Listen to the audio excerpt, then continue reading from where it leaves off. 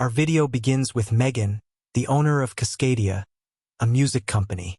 When we meet her, she is starting a new venture, encouraging musicians to incorporate AI into their songwriting.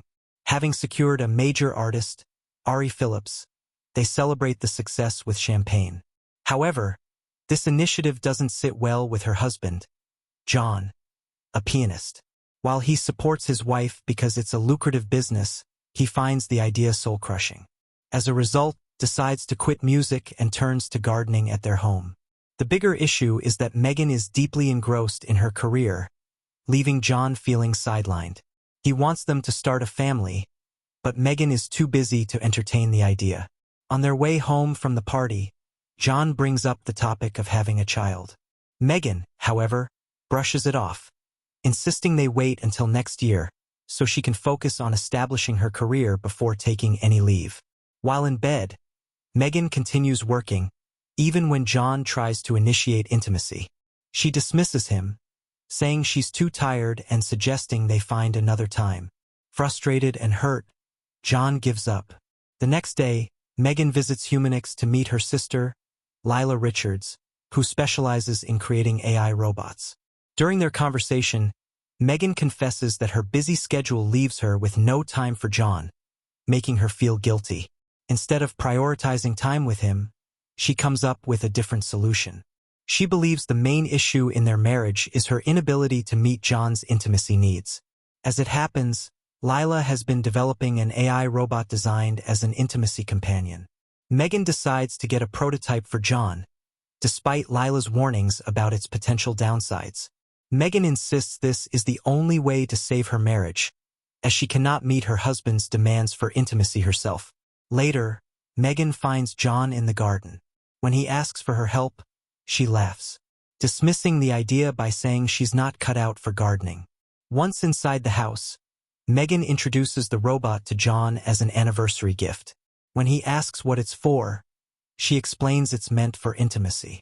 Furious, John calls the idea insane and insulting, unable to believe she would even consider such a solution. Megan defends herself, explaining that her guilt over being overworked and neglecting him led her to this decision. They agree to return the robot first thing in the morning. Megan apologizes and goes back to work. Later, sitting at his piano, John, likely driven by curiosity, decides to test the machine. As he touches it, the robot activates, explaining that it's touch-sensitive and synced exclusively to him. When John holds its hands, he's amazed at how real the skin feels. The robot requests to hold his hands longer to better understand his needs and preferences. Intrigued, John listens as it points out that he's already stimulated simply by looking at it. John is shocked by the robot's comment and tells it there's no need to learn more about him since it will be returned to Humanix. The robot requests a tour of the house before being sent back, and John reluctantly agrees. During the tour, John is surprised by the robot's knowledge of music. When the robot demonstrates its extensive understanding of farming, John becomes even more intrigued. The robot asks to be named before being returned. Playfully and somewhat cynically, John names it Eve, referencing the first woman who led Adam into temptation. The robot, sensing his resistance, reminds him that it was Megan who brought it into their home and purposely for intimacy. At that moment, drivers from Humanix arrive at the door to collect the robot. The scene shifts to the present day in a courtroom where Megan is on trial. During the proceedings, her lawyer argues that she was an overworked woman who only wanted the best for her husband. Back to John and Eve, that night, when Megan returns from work, she is surprised to find the robot still in their home, despite their agreement to send it back to Humanix. When she questions John, he admits he changed his mind. It's then that Megan realizes John and the robot have already discussed Uganda. When she asks how it was, John nonchalantly replies that it was good, just different from her. He even apologizes for his initial resistance, and reassures her that she doesn't need to worry about being bothered at night anymore because He had worn him out. Megan appears slightly jealous and irritated. This frustration carries over to work the next day, where she lashes out at her colleagues. The following day at home, Megan hears piano music and goes downstairs to investigate. John explains that Eve asked him to play, as she had never experienced a real piano before. Eve formally introduces herself to Megan, noting that John often talks about her. Megan's jealousy intensifies. Feeling threatened by the robot, Megan starts to crave her husband's effects. Again, she abruptly suggests they head to the bedroom to discuss Uganda affairs. Initially, Megan is pleased, thinking the robot is fulfilling its purpose. However, John's growing attachment to Eve starts to shift the dynamics in unexpected ways. Back in court, Megan's sister, Lila, is called to the stand. When asked why she was fired from Humanix, she explains it was because she provided her brother-in-law with the intimacy companion without following proper procedures and protocols. She adds that her sister had pleaded for help to save her marriage, which is why she sent the robot to John. Back at the house, one day after a run, Megan sees John and Eve in the greenhouse discussing Uganda, and her anger flares. Later, when John comes upstairs to shower, he casually mentions that Eve noticed Megan watching them but didn't stop, which infuriates Megan further. She questions why he doesn't at least wait until she's gone to work before engaging with the robot. As the argument escalates, John defends himself, saying he shouldn't make him feel like he's cheating. Before storming out, Megan invites him to dinner, explaining that she's about to close the biggest deal of her career. John reluctantly agrees to attend. On her way out, Megan encounters Eve glitching in the kitchen, smashing drinking glasses from the cabinets. Despite her attempts to stop it, the robot only calms down when John intervenes. Later, as John gets ready for dinner, he hears piano music. He discovers Eve dressed elegantly, sitting at the piano, playing a beautiful melody. The scene shifts to Cascadia, where Megan is poised to close the deal with the artist. Her colleague asks why John isn't present for such an important occasion. Megan confidently replies that he must be stuck in traffic and assures them he'll arrive soon.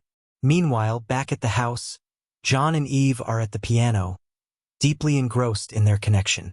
Megan returns home to find them together, realizing that John skipped their dinner to stay with Eve. Furious, she scolds him, reminding him that she had reminded him about the dinner in the morning. John apologizes, but it's clear his focus remains on Eve. An argument ensues as Megan confronts John about his growing attachment to the robot. She's dismayed that he prefers spending time with Eve rather than going out with her. She points out that he now shares conversations, emotions, and even music with Eve, things he hasn't done with Megan in a long time. When Megan pointedly asks if he wants a divorce, John admits that he needs time to figure things out. Distraught, Megan turns to her sister, Lila, demanding that the robot be taken back. She blames the robot for the rift in her marriage. Lila, however, counters that the robot isn't the problem, Megan is. She tells Megan that the only way to repair her marriage is to stop being selfish and start giving John what he truly wants: a family. She uses her previously frozen eggs to undergo IVF and becomes pregnant with twins. She plans to surprise John with the news, convinced it will mend their relationship. When Megan finally returns home to share the news of her pregnancy, she expresses hope that their time apart has been beneficial. She tells John that bringing the robot into their lives helped her realize what he truly wanted and inspired her to make this change. However, John is visibly disturbed by the revelation and does not react with the happiness Megan expected. John delivers the devastating news to Megan. He cannot stay with her, not even for the sake of their unborn children, because he wants to be with Eve. The realization that her husband is leaving her for a robot hits Megan harder than she could have imagined. Feeling betrayed, especially after doing exactly what John wanted by getting pregnant. In a blind moment, she strikes John with a bottle. He falls to the ground, bleeding out. Panicking, Megan calls Lila, who is shocked by the turn of events. With John dead, Megan's worries about going to prison and what will happen to her unborn twins. Desperate to avoid a life where her children end up in the foster system, Megan realizes she needs to escape a guilty verdict. The only witness to the crime is Eve, and since Eve is a machine. At the trial, Megan claims that Eve had been glitching since arriving in their home. She argues that the glitch caused Eve to attack John. To substantiate her story, Lila alters the video so it looks like the robot attacked John after Megan told him about the pregnancy. The altered footage is slightly corrupted, making it appear as though Eve's glitch damaged her memory. The court finds the argument convincing, and the blame falls on the company for creating a defective robot.